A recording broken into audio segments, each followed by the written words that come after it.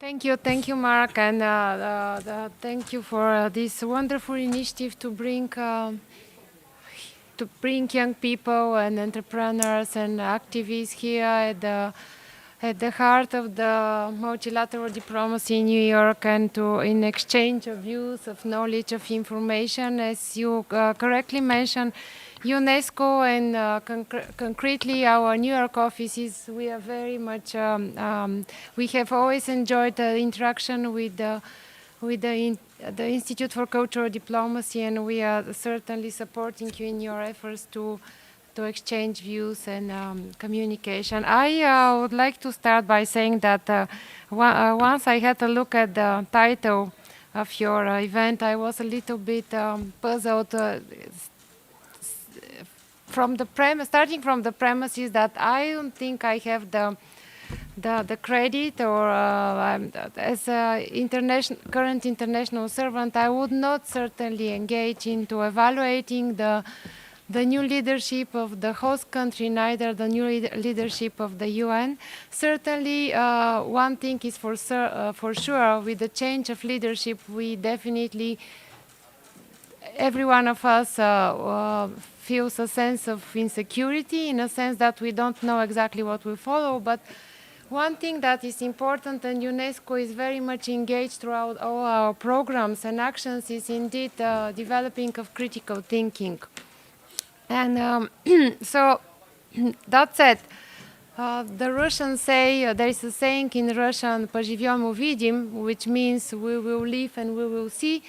So let's keep our minds open with a critical attitude, and certainly we will have a better sense of how the new leadership will influence the international fora in at least after a couple of months, or maybe after a couple of years.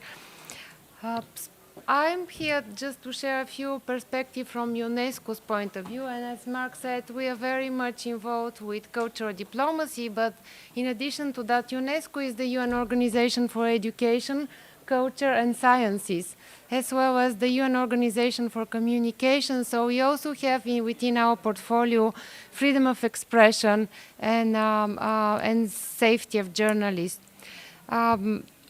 That said, one thing that came up clear from the UN leadership, the new Secretary General Antonio Guterres addressed yesterday the Security Council for the first time, and he put forward sustaining peace as a priority for his mandate. He clearly stated yesterday that the prevention of wars and conflicts is not a priority, but is indeed deep priority, and he largely focused his thoughts about prevention on empowering youth, including by tackling youth unemployment worldwide. So in this perspective, I would like to mention a few things that UNESCO really values in that forum. Certainly, you've probably heard from previous speakers that last year, 2 years ago, we've had, last year, excuse me, in 2015, we've had two, I'm still in the 2016, sorry about that, but in 2015, we've had two landmark milestones in international agreements, notably the agreement for the new development vision, the so-called 2030 Sustainable Development Agenda, and the Paris Agreement, which is the UN agreement for tackling climate change and environmental degradation. That said, from UNESCO perspective, what is more significant about these international norms and agreements is indeed that they focus on 5 pillars. 5 of them starting with P: people, planet, prosperity, peace, and partnerships. With certainly 2 main focuses: eradicating poverty as a first focus and leaving no one behind. And I want to make a slight bracket because in my intervention, because one of the issues that you're tackling in your title is global human rights. And if you look from the perspective of evaluation of the evolution of the international human rights standards, of course we have the milestone of the Universal Declaration on Human Rights. What was new on the Universal Declaration of Human Rights, because it built on already existing documents such as Magna Carta, such as the French Declaration on Human Rights. The new thing was the universality, and the second thing that was introduced by the renowned French contributor to the negotiation of this declaration was the addition of the economic, social, and cultural rights. You know, previously human rights were mainly focusing on the right to life, right to not to be subject to torture, right to freedom of conscience, and right to freedom of expression. However, in 1948, after the Second World War, the world agreed in a major document in human rights that became the basis for further development of human rights documents, that also economic, social, and cultural rights are important and are equally important to the political and civil rights. And that said, from UNESCO's perspective, the right to education is a key right that empowers people, and that will be crucial for the implementation of the Sustainable Development Goal, because we do not believe that the implementation of this goal can be done exclusively by technological progress or by political will. We do have to make sure that the people are empowered with the respective knowledge, respective skills, with the respective values to implement this agenda. This agenda starts from eradicating poverty, but tackling economic growth, tackling environmental protection, but also going to the extent saying, speaking about the need to build peaceful, inclusive societies. And for that, UNESCO's approach is that we do have to rethink and transform our education. In a sense, from UNESCO perspective, we intergovernmental organizations, so we support member states in government in the approach to education. So one thing is that we are pursuing is that bringing about equality of opportunities in education and making education an equalizing force, because one of the main issues more or less still remains inequalities in countries and between countries. And this is also recognized in this major document, the Sustainable Development Goals. So in that sense, our priorities currently, and maybe in the coming years, Mark asked me about the upcoming 10 years, I still believe would be to focus in making education more relevant, to equip young people with the respective knowledge, values, and skills that would enable them to tackle economic, social, and other challenges that the world is facing. So, so I would say that continuing raising awareness about these goals, raising awareness about the values that are certainly enshrined in them would be one of the priorities of UNESCO. And the current senior management team under the leadership of Director General Bokova, for them and for UNESCO staff and secretariat, we consider young people not only as our future, but also as our present. We definitely engage with them. We have a number of forums. And one upcoming one is the one that will have a major global meeting for peace and sustainable development in Canada. And I invite you, for those of you that are interested about that, education about sustainable development, goal, and peace, to search online. Currently, there is an ongoing online discussion in pre-selecting young people for participation in this meeting in Canada. I have in my intervention a number of some numbers, and maybe you know yourself that the world currently has 1.8 billion young women and men. And for example, in Africa, youth constitutes more than 50%, in some places even reaching 60% of the population. This is certainly a challenge, but it's also an opportunity if the governments and the relevant stakeholders support and empower young people, provide them with educational opportunities, and provide them with opportunities for jobs, and for engaging constructively in society through promoting a culture of peace, promoting cultural dialogue. So young people could not only be consumers, could not only at some places be considered as a challenge to society, but also could be considered as a contributors and an active agents.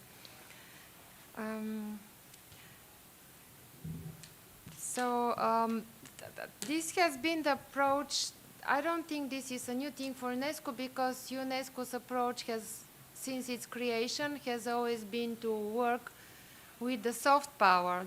So, you know, here we have the former Under Secretary General Gianni Pico. He talked a lot, and from his very rich experience in solving conflict and preventing conflict with the hard power, going with the diplomatic efforts at the highest possible level, going with the heads of states. But UNESCO, since its creation, as I said, and since its constitution mandated the organization to build the defenses of peace in the minds of women and men. So that's by exploring the tools of education, science, and culture. That's what we are doing. And one thing that is gonna continue to be critical for the organization to engage is how through these tools we make sure that the population has developed critical thinking. And one major thing in terms of education, you know, is the way we teach history and religions, to help people respond to the propaganda of hatred and conflict. And you know what we are seeing nowadays in many places. Some places, young people are being radicalized by using propaganda materials based on certain readings of history, based on certain readings of religion. So in order to counter that, it is essential that the educational systems are equipped with the proper ways. We do have a number of tools. I just wanted to mention to you that certainly UNESCO has a number of programs and projects for educating for sustainable development, as well as educating for global citizenship.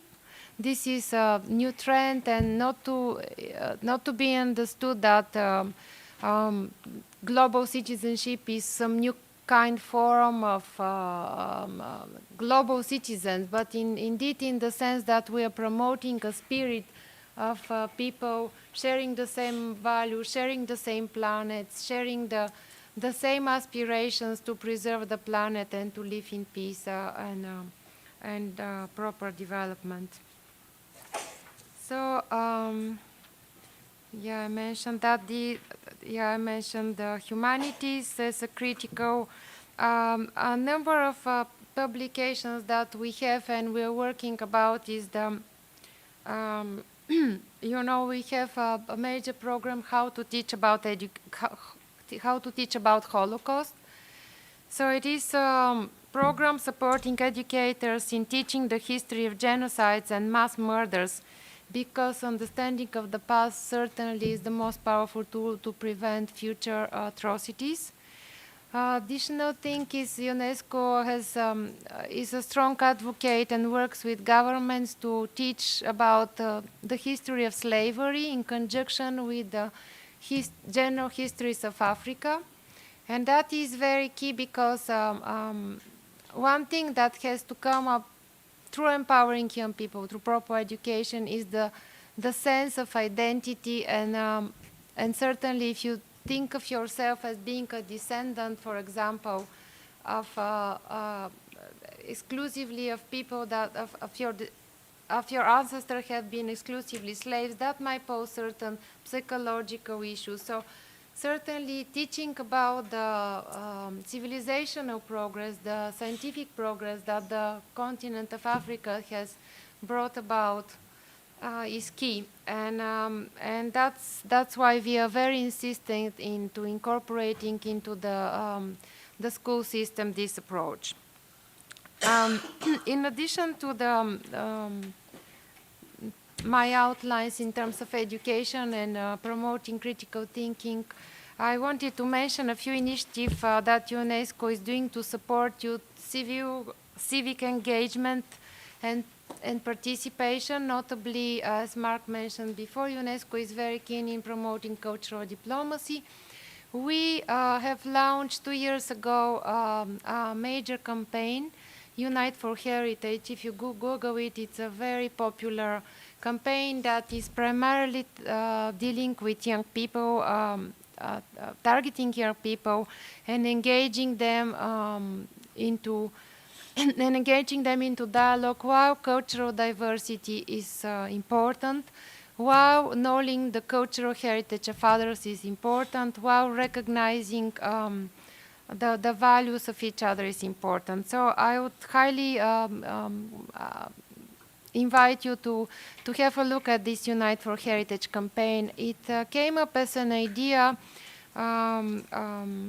as a follow-up to the major destruction of cultural heritage that unfortunately not started, but has accelerated in recent years. You know, we have the attempts to destroy Palmyra, one of the centers of human civilizations. We have what happened in Timbuktu, Mali, with the destruction of the Timbuktu tombs and the attempt to destroy the major documents that are being saved there. This has also happened in the past, but unfortunately and very alarmingly, recent years have seen and have witnessed much more increased destruction and much more targeting cultural heritage. Why is it that, you can ask? Culture is indeed something very political, and previously from my background, I have a background in human rights, international human rights protection, and I've always thought that there could never be anything more political than human rights. So when I started working with UNESCO, the revelation came to me that indeed culture is, if not equal, if not more than equally political as human rights, because culture indeed touches on the identity of people. And once you touch on the culture, on the cultural heritage of people, on the memory of the people, you touch on them. Once you try to destroy the cultural heritage, then you're trying to destroy their own identity. So we've done some kind of conversations and dialogues through our offices, and maybe next time I'll bring a short video. We have some people are being asked, let's say Egypt, how can you imagine Egyptians, can you imagine Egypt without the pyramids, or can you imagine Italy without Pisa, can you imagine Paris without the Eiffel Tower? So their facial expressions and their reaction is indeed a testimony to what it means,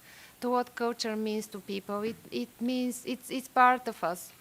We are inseparable. So anyway, we do have a number of conventions, UNESCO conventions dealing with culture, preserving culture. And as Mark mentioned, quite a big challenge is how to balance between preservation and innovation, and some of the new thoughts that have come, certainly in the face of possible destruction of cultural heritage, is how much of digitalization could be, digitalization of cultural heritage could more or less be an added value, or could even be replicated in other places, whether or not this will be harmful to the preservation of the authentic cultural heritage. So let me just tell you that this is indeed a discussion happening in Paris. We have all the experts there. So I would invite you to probably Google and look on that. I personally don't have the answer to that. I think certainly we have to incorporate the new technology, the innovations into preservation of cultural heritage, striking the balance with preserving the memory, preserving the heritage with the opportunities that the new technologies provide. So last but not least, I just wanted to mention, as we spoke about prevention of conflicts and wars, another important element is working with media and supporting media training through promoting the values and culture of peace, tolerance, and dialogue. You know, today the media sector is very much facing unprecedented upheaval, and but also unprecedented challenges given the global connectivity, given social media, given the access to events and to news that is indeed momentarily available. And so the challenge there is how to train media workers, journalists to have critical approach, but also to properly report on very sensitive issues such as violent extremism, such as such as violent extremism. So and such as election results as well. It is indeed very crucial, especially in member states and countries with minorities, and especially given the current challenges with migration, with refugees, that the media are fully on board on how they report around that. And just to conclude from something, just to link to that, is indeed the UN is about to is engaging or about to engage in finalizing major agreements on migration and refugees. They're coming up. The deadline for the agreements is 2018. So these coming months, the focus on migration, on refugees will be key. And of course, from the UNESCO's point of view, we will tackle these issues from the point of education, culture, sciences, and communication. And thank you so much for your attention. And thank you. Thanks a lot. So questions or comments for Lily? Let's go this side of the room. I'll give first a chance, since the last time I didn't give you a chance. Questions, comments from this side? Or if not this side, okay, please. And please introduce yourself.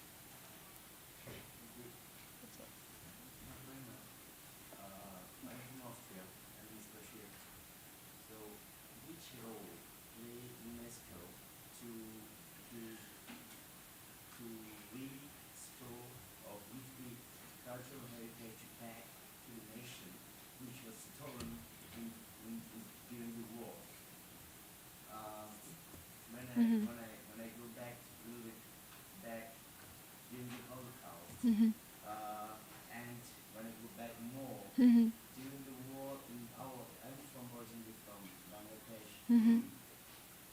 It is ridiculous for me that when I go to the British Museum, I found the soul of our last Mughal there. It's our heritage. Why is it there? What role played UNESCO to give such a thing back?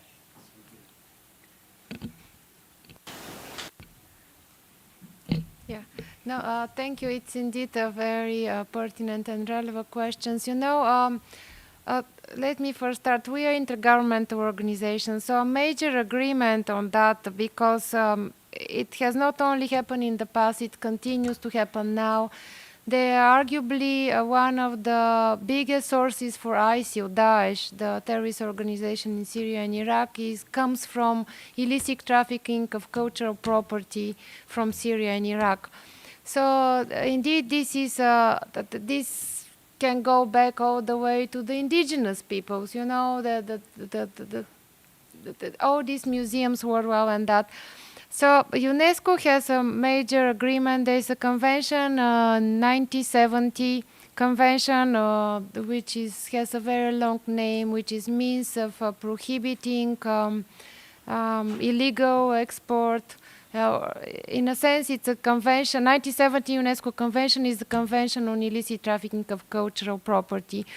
Under that convention, there are a number of committees. Currently, one of the subcommittee again and again is discussing possibly the return of the marble Parthenon that is currently in the British Museum to Athens, to the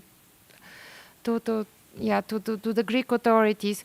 However, it is a very complicated matter, and as you could imagine, the articles of this convention are more or less inviting and encouraging, and we have seen in the past, including Crescent Plus, the Metropolitan Museum voluntarily brought back major statues and Duryodhana statues to Cambodia. We have excellent examples of Italian government returning to Ethiopia the major cultural property as well. So that has been stolen during the Second World War. All I could say is that it's not a finished matter in it, and all depends, as in the international relations, all depends in the political will. Certainly there is a pressure that is coming up through these UNESCO committees. And if you Google, there is a committee on illicit trafficking and subcommittee. They have regular sessions, adopt different decisions. They try to mediate between the country of origin and the country of, we call it country of destination. But it's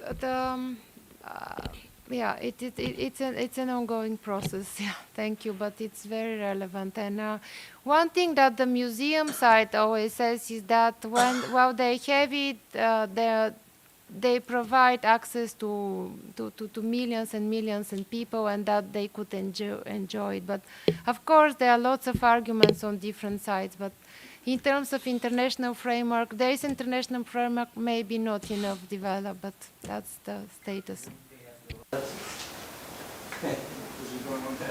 Louis, we're technically out of time, but I want to give Rabbi Cohen a chance. He's been patiently waiting. He'll be speaking also on Friday as part of our panel. Actually, today I'm speaking later. Perfect. Excellent. Okay, I want to thank you for the speech, but I just want to mention that you mentioned the Tower of Pisa and so on, but you didn't mention the Holy Temple site, which is the Beit HaMikdash, the hotel. And I know, and this is vertigo came out against UNESCO, but this is probably the only site which connects and joins together all religions. And the Holy Land of Israel, and for that matter, the Temple Mount or Jerusalem, serves as a unity factor, as a light on nations for all people, which I'll speak about later. How really, if the world would realize what the temple represents, they would actually send guards to protect it and stand guard. But I think it's important to mention that the hotel, the Holy Land, we will have the third temple, please God, we'll have it soon today. But that's brought down in the Bible, which is the first deed, and it's brought down which all religions respect and so on. So I think it's very, very apropos to use it as a unity factor and to educate them, educate particularly the young, that they have a connection, and their connection to whether it be Islam or Christianity or so on, all comes from the fact that Abraham was the one who walked and saw the first God and so on. And I think that serves as a symbol, and it should be really highlighted as a symbol. And I would like you to mention that more in your speeches as well. We know we're talking about this private, but I think it's important that the other people here realize that Israel is really a light unto nations. And we should stop looking at it politically, but look at it more from a spiritual point of view. And that really matters. Thank you, Rabbi Cohen, and I'll be short because a part of the answer, my answer indeed, you've already mentioned. The UNESCO the leadership has pronounced herself on that matter. Certainly, we consider the temple as a temple for the three religions, and what you're referring to is a decision of one of the governing bodies of UNESCO, it's exclusively member states. So this is this is how I could say, but definitely the knowledge of the deeper knowledge of the deeper knowledge of religions is precursor for developing mutual understanding and culture of peace. And thank you for that. Thanks.